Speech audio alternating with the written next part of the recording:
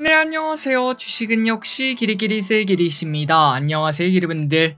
시장은 지속적으로 좋은 흐름을 나타내는 것 플러스 그리고 공모주 시장도 예상외로 너무나 뜨거운 모습을 보여주고 있는데요. 여러 가지 소식을 또 공부해 보도록 하겠습니다. 같이 공부하시죠. 렛츠 기릿. 첫 번째입니다. 야, 할걸. 이런 말이 절로 나오는 요즘 공모주 시장. 오늘 상장한 동국생명과학도 데이터가 너무나 나빴는데도 불구하고 큰 급등이 나타나는 모습입니다. 그래서 이제 이러한 현상이 4번 연속이나 벌써 나타나다 보니까 공모주 시장이 충분히 돌아왔다라고도 말을 해볼 수 있겠죠. 동국생명과학은 공모가가 9,000원, 시초가가 12,900원, 한 주당 이미 4,000원의 수익을 거두고 시작했고요. 고가 15,500원을 찍는 모습을 보여주며 한 주당 5,000원 정도의 수익을 충분히 노릴 수 있었습니다. 그리고 이 친구 인기가 나빴다 보니까 NH로 했다면 균등 배정 수량이 무려 25개였거든요. 이 정도면 10만원이 그냥 넘는 수익이 한 번에 들어왔다라고도 말을 해볼 수 있겠죠. 안 한 게 많이 아쉽다라는 생각도 들지만 하지만 데이터가 많이 나빴기 때문에 청약하기는 당연히 어려웠던 공모주였습니다. 자, 그리고 또 중요한 거는 이런 흐름이 나타나는 것 플러스 신규 상장주도 다들 좋은 흐름을 나타내고 있습니다. 그러니까 공모주가 상장하고 난 다음에 그대로 쭉 떨어지는 게 아니라 오히려 바닥에서 한 번 더 치고 올라오니까 야, 공모주 이거 그냥 청약한 다음에 설령 수익을 안 주더라도 들고 있으면 수익을 주는 거 아니냐, 이러한 얘기까지도 등장한다고 하네요. 그래서 왼쪽에 동국생명과학을 보시면은 나름 좋은 흐름 나타내고 있고요. 오름 테라퓨틱 금요일날 상장했고 윗골이 달고 보통 이제는 음봉 이렇게 쭉 떨어지지 않겠습니까? 그런데 오히려 오늘 상한가를 가는 모습, 동방 메디컬도 쭉 떨어지는 모습이 보통 나타나는데 재차 급등하는 모습, 그 전에 상장했던 IST도 마찬가지의 모습을 보여주고 있고, PIE 이 친구가 대박이죠. 상장 초반에는 전혀 재미가 없었는데 그 이후에 미칠 듯이 급등하더니 어느덧 12,000원, 저점 대비 4배나 급등하는 모습이 나타났습니다. 이런 모습이 나타나면은 이제 공모주에 대한 분위기도 조금씩 좋아지고 최소한 당분간은 공모주 하나당 10,000원 이상의 수익을 충분히 노려볼 수 있겠습니다. 물 들어올 때 놓쳐야겠죠. 다음입니다. 전고체가 HBM처럼 될 수 있을까? 지난주 전고체 기업들이 겉토양을 터뜨렸던 거 기억나시죠? 그때 공부했던 내용을 한 번 더 리마인드 해보도록 하겠습니다. 참고로 지난주에 전고체 관련주가 급등했던 이유는 현대차가 전고체 배터리 파일럿 라인을 가동한다라는 소식이 뜨면서 상승이 시작되었죠. 일단 내용을 보기 전에 먼저 말씀드릴 것은 모든 주도주는 첫 출발이 분명 존재합니다. 로봇주, 정말 뜨거웠던 로봇주도 1월 첫 번째 날부터 달리기 시작했고 우리가 충분히 매수할 만한 기회가 아무리 못해도 한 1-2주는 넘게 있었다라고도 말을 해볼 수 있겠죠.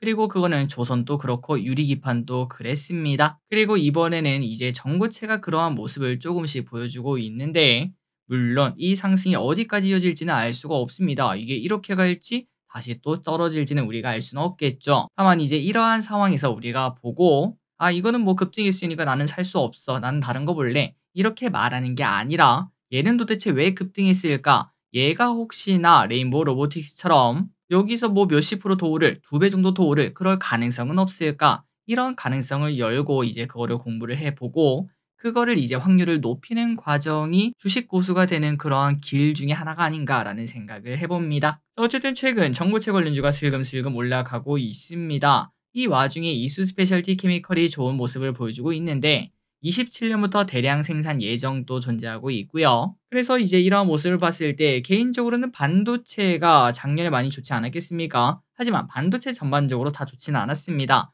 그 안에서 HBM이 달려가는 모습이 나타났죠. 그런 것처럼 2차 전지도 분명 사이클을 돌면서 이제는 올 때가 됐는데 모든 2차 전지가 오르는 게 아니라 전고체가 특히 강한 모습을 나타내면서 작년에 HBM이 급등했던 것처럼 이 친구도 그런 포지션을 가지지 않을까라는 생각을 조금 해봤습니다. 만약 그렇게 된다면 한미 반도체처럼 크게 오르는 기업이 누가 될지 그리고 이게 진짜 그럴 가능성이 있을지 여러분들이 꼭 공부를 해보셨으면 좋겠습니다. 그리고 만약에 진짜 그럴 것 같다. 그렇다면 어떤 주식을 사야 될지 저한테도 알려주시면 감사할게요. 어쨌든 최근 많이 올랐던 이수 스페셜티 케미컬 오늘 또 9% 상승하는 모습, 그리고 레이크 머티리얼즈도 12% 급등하는 모습, 한농 화성은 3% 상승하는 모습으로 이평선을 뚫고 겉형을 만드는 모양을 우리가 확인할 수 있습니다. 자, 다음입니다. 그런데 제2의 HBM을 굳이 찾을 필요가 없을 수도 있겠습니다. 바로 진짜로 제2의 HBM이 나타날 수도 있다는 건데요. 그게 뭔 소린가? 주말 사이 엔비디아에서 제2의 HBM 상용화를 위해 삼성전자, SK하이닉스와 극비리 접촉 중이다. 이러한 단독 보도가 등장을 했습니다. 도대체 그게 뭔 소린가? 개인용 AI 슈퍼컴퓨터 대중화에 필요한 D램 모듈인 소캠이라고 부르더라고요. 소캠을 만들기 위해서 메모리 업체와 테스트를 진행하는 중이라고 하며 올해 말쯤 양산할 가능성이 있다고 합니다. 이게 만약 성공한다면 HBM만큼의 파급력을 가질 수도 있다고 하네요.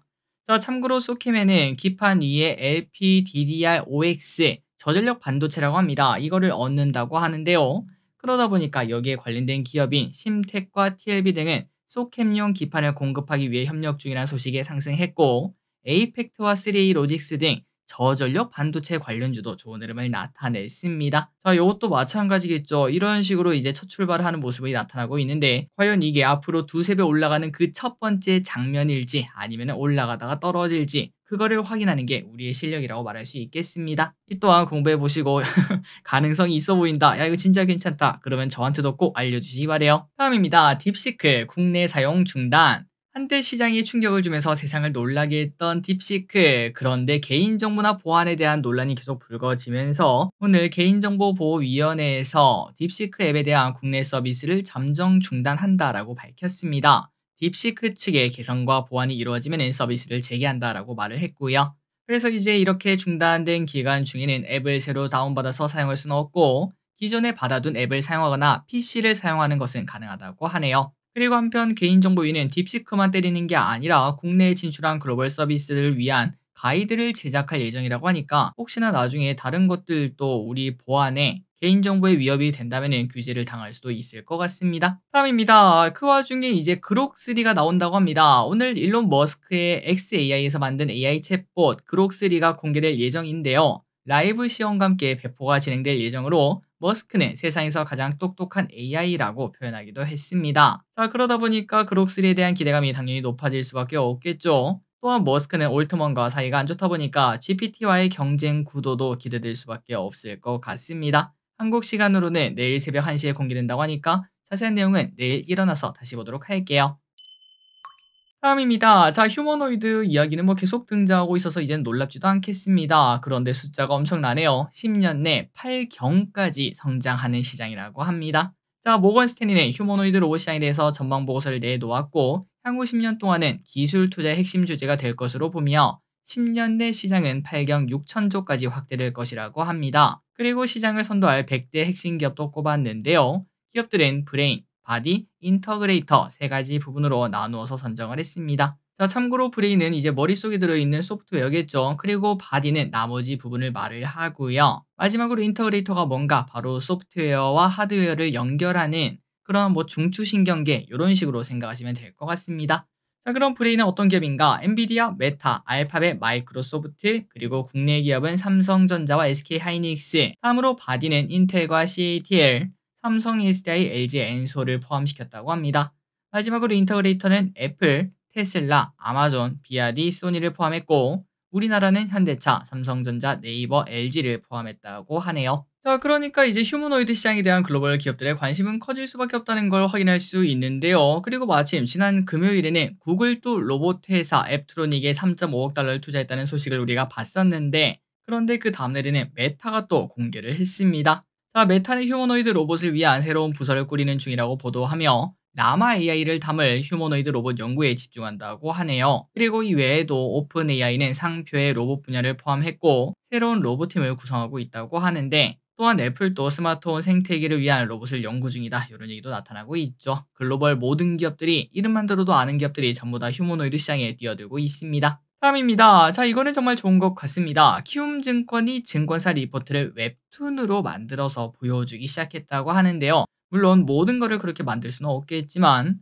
그래도 이러한 도전을 한다는 거는 매우 좋은 시도인 것 같습니다. 자, 사실 이걸 보시는 기리분들, 이 영상을 보시는 기리분들, 제가 봤을 때 한 10분 중에 한 8분 정도는 리포트 안 읽으실 것 같은데요. 그만큼 리포트는 우리한테 좀 어렵고 귀찮고 그런 부분이 분명히 있는데, 하지만 웹툰으로 만든다면 충분히 접근성이 좋아져서 10명 중에 최소한 3명, 4명 정도는 리포트에 조금 더 친해지는 계기가 되지 않을까라는 생각도 해봤습니다. 자, 그리고 이제 이러한 움직임은 다른 증권사도 같이 해줬으면 좋겠습니다. 돈 얼마 드는 거 아니잖아요. 그리고 또 증권사 입장에서도 좋은 리포트 되면 뭐 하나요? 아무도 안 보는데, 이런 식으로 접근성을 높이는 것도, 그리고 이제 그 리포트를 보다 보면은 야, 이제 이 집 잘한다. 뭐 예를 들어 키움증권 잘한다. 아니면 뭐 신한투자 잘한다. 뭐 이런 얘기가 좀 나타나지 않겠습니까? 그런 이야기가 나타나면은 거기에 대한 신뢰도도 높아지고 당연히 모두가 윈윈이 아닌가라는 생각도 드네요. 다음입니다. 위메이드의 신작 게임이 이번 주에 나온다는 거 알고 계신가요? 오는 20일 레전드 오브 이미르가 출시한다고 합니다. 저 기릿과 히릿도 한번 해볼까 지금 현재 고민을 좀 하고 있는데,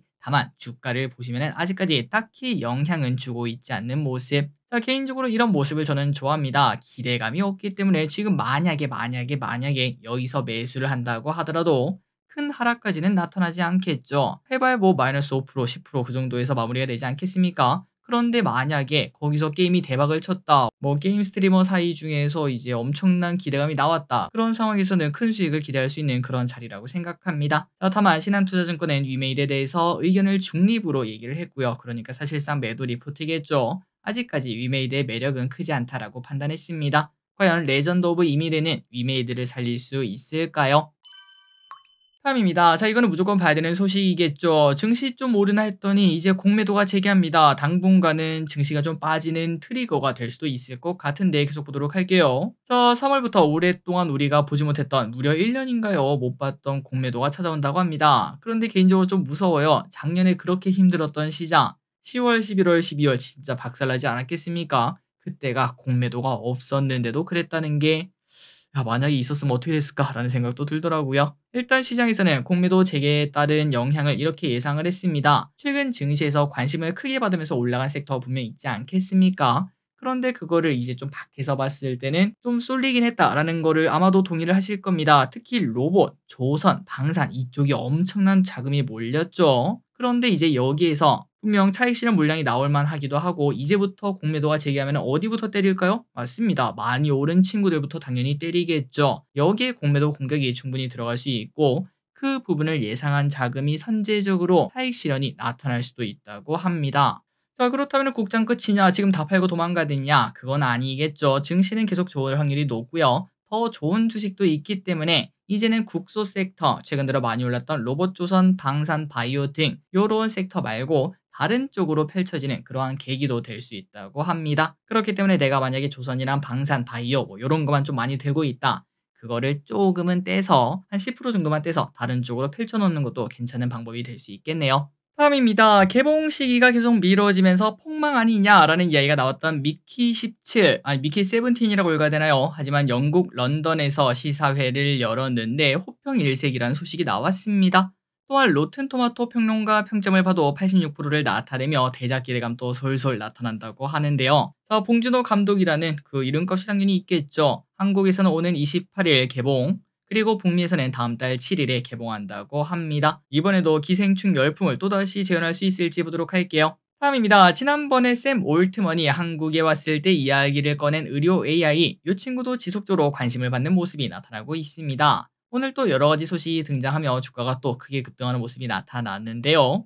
루닛은 연구 초록을 15편이나 발표했다고 하고, 토마토 시스템은 미국 법인에서 현지 의료기관이랑 의료 AI 서비스를 계약한다는 이야기도 나왔습니다. 어쩔 수 없이 사람이다 보니까 의사도 아차하는 순간 실수할 수 있는 서비스 및 진료라고도 말을 할 수 있겠죠. 뭐 예를 들어 뭐 내시경을 했는데 잠시 그거를 못 보고 지나갈 수도 있는 거고요. 그런데 의료 AI는 그러한 실수가 전혀 없이 일단 의료 AI로 한번 스캔하고 그 다음에 또 의사도 하던 대로 하면은, 이거는 뭐 안 할 이유가 없지 않겠습니까? 그냥 더블 체크라고 생각하면 되니까요. 인류에게는 참 고마운 기술이 아닌가라는 생각이 듭니다. 그래서 온코크로스 이렇게 주가가 올라가는 모습이 나타나고 있으며, 토마토 시스템과 루닛도 좋은 모습을 나타냅니다.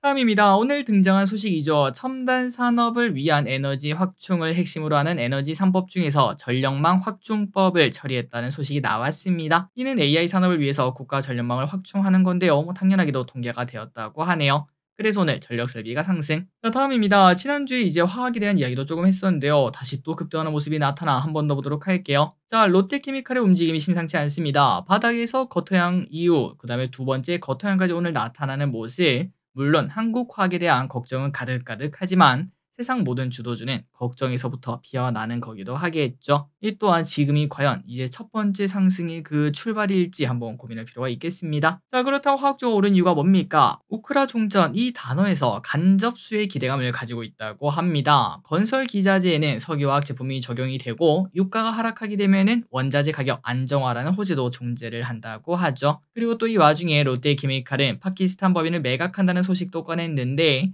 이 때문에 화학주가 최근 좋은 흐름을 나타냅니다. 참고로 롯데케미칼 목표가 평균은 88,000원이라고 하고요. 그리고 최근 들어 슬금슬금 올라오고 있는 금호석유와 대한유화 이 친구들의 목표가 평균은 금호석유는 147,000원, 대한유화는 165,000원이라고 합니다. 참고하시기 바래요. 다음입니다. 지난번에 일본 지자체에서 관광세를 인상하고 나섰다는 소식을 전해드렸죠. 그러한 흐름이 이어지고 있습니다. 일본의 대표적 관광지인 히메지성은 1,000엔의 입장료를 받고 있는데 내년 3월부터는 2,500엔으로 150%나 인상한다는 이야기가 나왔고요. 그리고 오사카성과 마스모토성의 입장료도 올해 4월부터 인상을 한다고 하네요. 그리고 관광지로 많이 찾는 교토의 경우 현재 200에서 1,000엔의 숙박세를 받고 있는데 그런데 이제 앞으로는 1박에 10만원 이상 하는 료칸에는 1만원의 숙박세를 매기는 것을 내년부터 시행하려고 추진하고 있다고 합니다. 그리고 이 포함 여러가지 관광세를 도입하려는 모습이 나타난다고 하는데 혹시나 일본 갈 계획이 있다면 오르기 전에 먼저 가는 것도 좋을 것 같네요. 마지막입니다. SAMG 엔터 요즘 최근 들어 급등하고 있는 거 알고 계신가요? 오늘 또 장중 신고가를 보여주고 있으며 지난 일주일 동안 무려 60%나 급등한 친구입니다. 자, 이렇게 오른 이유가 뭔가 바로 작년 4분기 실적이 7개 분기 만에 흑자 전환을 했기 때문이고 그 배경에는 영화 사랑의 핫쇼핑이 흥행을 했기 때문이라고 합니다. 그리고 이러한 성공을 바탕으로 올해는 뮤지컬로 재탄생한다고 하네요. 자, 증권가들은 올해 실적도 긍정적으로 평가한다고 하는데요. 매출액은 전년비 20% 상승할 것으로 예상하며 영업이익도 흑자 전환 예상한다고 합니다. 자, 오늘의 공부 여기까지 끝났습니다. 항상 이렇게 같이 공부해서 진심으로 감사합니다. 지금까지 길이셨습니다. 빠이요.